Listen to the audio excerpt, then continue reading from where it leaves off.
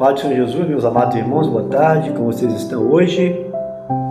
Então, dando sequência aqui a essa série de mensagens, nós estamos na quinta mensagem dessa tarde, no Salmo 23, 1 a 6, cujo tema, por que precisamos ter Jesus como nosso pastor? Já pensou nisso?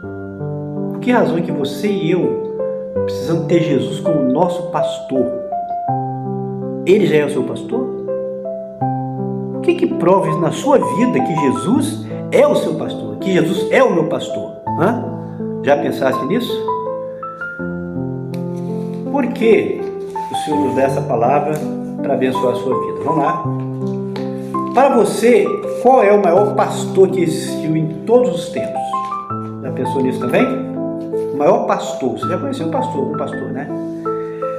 Eu estava orando ao Senhor quando veio ao meu coração recitar o Salmo 23. Do nada. Isso já aconteceu muitas vezes, eu me lembro. Comecei a falar: o Senhor, meu pastor, nada me faltará, andar, me fazer espaço, guia-nos a vida, estava tranquilo, viver a minha alma para o seu nome. Aí quando dá teu lado da morte, não temer mal algum, tu estás comigo, tua vara, tua me consolo. Comecei a falar do Salmo 23, recitar, no meio da oração, que para alguns é o Salmo do pastor, o Salmo 23, e para outros já considero como o Salmo da ovelha, já ouviu? E Deus falou no meu coração, porque o Senhor Jesus é o maior pastor que existe. Já pensou nisso? Por quê? Que Jesus é o maior pastor que existe, porque Ele é o único pastor que jamais pecou, pessoal. Você já viu? Você conhece algum pastor que não cometeu nenhum pecado? Se você conhece, ele não existe, porque não existe isso. Todos, a Bíblia diz no Salmo, Romanos também, Paulo fala, todos pecaram e carecem da glória de Deus. Se a Bíblia é verdadeira, isso quer dizer que todo pastor também já cometeu um tipo de pecado.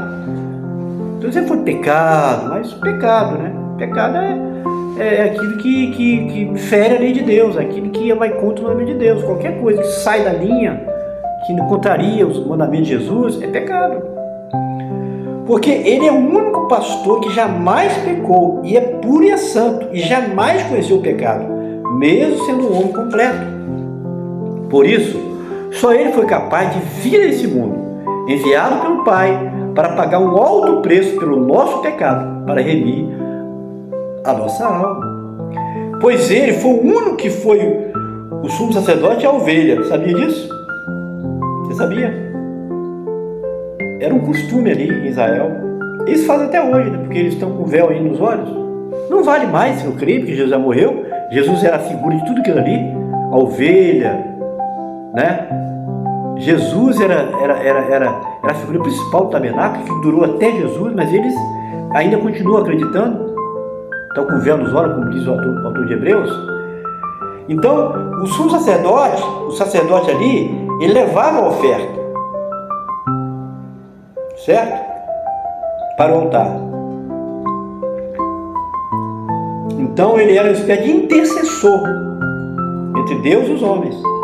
A pessoa cometia um pecado, ele ia o sacerdote entregar a oferta, a pessoa não podia ir no altar para oferecer. E o sacerdote estava ali para isso, para servir no templo, no tabernáculo, e mais tarde no templo de Salomão, né? Então ele pegava aquele animalzinho e levava ali, sacrificava. Então o sacerdote era o intercessor. Certo? Então Jesus é o único que é o sacerdote e a oferta. Eles eram os dois. Jamais aconteceu isso antes. Ele era o sacerdote e a oferta, porque ele se entregou no altar a si mesmo por nós. Já receberam essa palavra uma vez?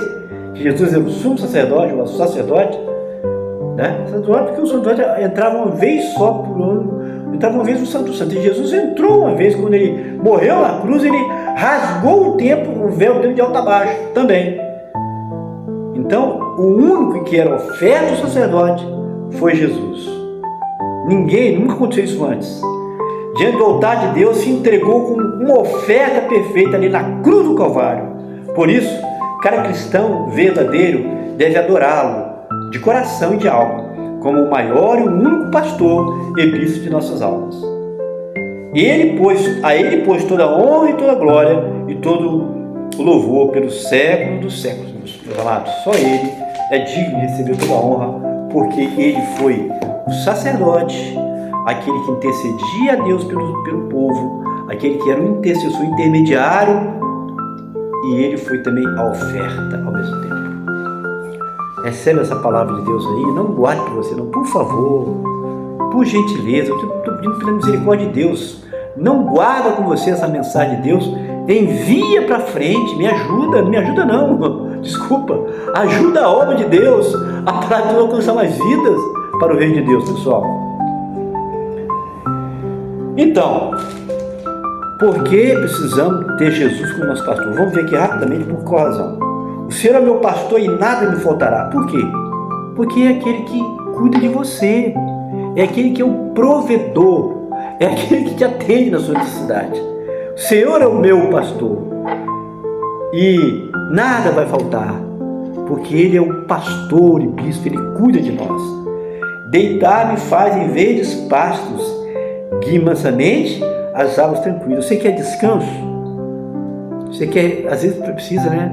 Você está cansado, está fisicamente, espiritualmente, meio abatido. Quem é que pode te dar o descanso verdadeiro? Jesus, vai aos pés dele.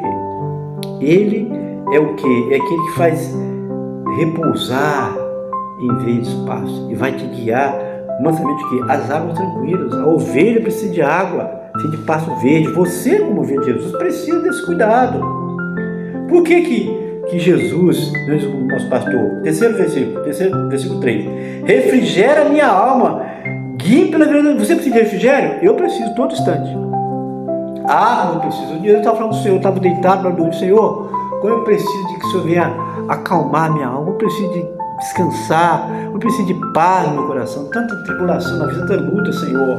Eu preciso que o Senhor venha refrigerar minha alma e guiar pela vereda da justiça, por amor do seu nome. Refrigério para a sua alma. Só Jesus pode dar, pessoal. Não existe um homem pastor nesse mundo, nessa terra, um homem que pode dar, mas Jesus sim pode. Ainda que eu andasse pelo vale da sombra da morte, não terminou. Mesmo que você esteja em um lugar perigoso, as ovelhas eram conduzidas por lugares perigosos, altos das montanhas, nas encostas, pedras encostas ali, e qualquer tropeço ali poderia morrer, mas o pastor estava ali olhando, né? Um cajado, com a vara ali, puxando, cuidando, né? Mesmo que tivesse vale da sombra da morte, tu estarás comigo, a tua a vara para quê? Dar aquelas pancadinhas, o cajado para, quando eu vi ele cair, morrer, botar aquela parte que era torta, né? A vara era a parte fina, e aquela parte de trás, você conhece o cajado, né? Era tortinho, pegava na perninha da ovelha, na coxinha por trás e puxava. Então a tua vara e o teu cajado, parece que é dois, mas não é dois não, tá? É um instrumento só. É a vara, aquela parte reta, aquela parte de trás, que era a parte torta, que é o cajado em si. Para puxar o ovelhinho quando ela ia cair. Tua vara e o teu cajado me consolam. Então o Senhor, quando você está caminhando em lugares perigosos, você acha que está não, o Senhor está te olhando. O Senhor está cuidando de você. Você é uma ovelha dele? Você é uma pessoa temente a Deus, conhece a palavra, ama o Senhor? Então, ainda que você está andando em vários da morte, em lugar perigoso, situação difícil de morte, de acusação, quer acabar com a sua vida, mas o Senhor, Ele está olhando para você. Ele não vai deixar que as acusações, que as afrontas, que as intimidações, as pessoas do mal consigam destruir a sua vida, não, a sua carreira, não, meu irmão. Fique tranquilo. Estou te falando aqui, alguém está passando também por isso. Fique tranquilo. O Senhor é o seu pastor, Ele vai estar ali para te olhar, para te proteger, para não deixar você cair, para não deixar que a cilada venha te pegar. E a mão de Jesus vai estar te protegendo, pessoal. Preparas uma mesa perante mim, na presença dos meus inimigos. Mesmo diante das adversidades, quando pessoas se levantam contra a sua vida, né? Os inimigos se levantam. É lógico que Jesus teve inimigos. Se Jesus santo teve inimigos, imagina você e eu, pobre, necessitado. Se ele teve inimigos religiosos, poderosos, que iam acabar com ele várias vezes, antes dele morrer, chegar a hora, imagina eu e você, né? Preparas uma mesa na presença dos meus inimigos, unge a minha cabeça com óleo. A cabeça por quê? Porque a cabeça é o cérebro, é o governo. O governo do corpo está na cabeça. Então, unge a minha cabeça com óleo. Meu cálice transborda. O cálice fala do coração. Quando você tem a unção de Deus na sua cabeça, na sua vida, você precisa estar buscando o Senhor. A gente tem que falar sobre isso. Consagrar o Senhor, orar pela madrugada, se humilhar diante do Senhor, está diante de Deus, Ele vai colocar o que é unção na sua cabeça e o seu coração vai se alegrar, porque o pastor está ali cuidando da sua vida. E para terminar aqui, certamente que a bondade e a misericórdia me seguirão todos os dias da minha vida. Certamente. Então, Davi, que é o autor desse salmo, do pastor, o salmo Davi, ele fala, ele tinha certeza que a bondade e a misericórdia seguiriam todos os dias da sua vida. E nessa vida aqui, e habitaria na casa do Senhor por longos dias, eternidade. Ou seja, teria a proteção, a bondade e a misericórdia de Deus todos os dias da sua vida dele aqui, e habitaria na casa do Senhor, fala na Nova Jerusalém, no céu, por longos dias. Aí são dias sem fim, longos dias, eternamente. Então Davi, embora sendo rei, ele tinha certeza, Jesus era o seu pastor. Então quando ele fala aqui, você sabe que ele era pastor de ovelha também, né? Davi era pastor de ovelha, a Bíblia deixa claro nisso. No momento dele ser rei de Israel, ele quando era jovem na casa do pai dele, ele era aquele que cuidava das ovelhas com muito carinho, fazia aquilo com amor, com dedicação. Agradou tanto que ele foi ungido rei quando ele era pastor de ovelha. Se cumpriu depois, né? Mas ele reconhecia, ele aprendeu muito com a profissão dele e ele foi descrever esse salmo aqui, movido pelo Espírito Santo. Certamente que a bondade e a misericórdia serão todos da minha vida e a terra que eu por longos dias, eternidade. Ele tinha esperança da proteção do Senhor aqui nessa vida e você precisamos. Toda a nossa vida aqui nós vamos ter a proteção do Senhor, estando aos pés dele sempre. E vamos habitar na casa do Senhor por longos dias, eternamente. Aí sim acabou a luta, acabou a dificuldade aqui, vai ser só vitória, só alegria, porque vamos estar na presença dele para todos sempre. Deus falou no seu coração? Eu creio que sim, falou no meu coração.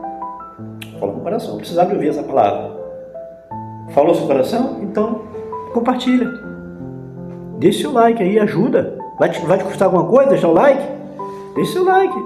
Seu comentário, por que não? E também nos ajude aí mandando essa mensagem mais longe, tá, pessoal? Deus abençoe a todos, um forte abraço, a paz do Senhor Jesus, boa tarde.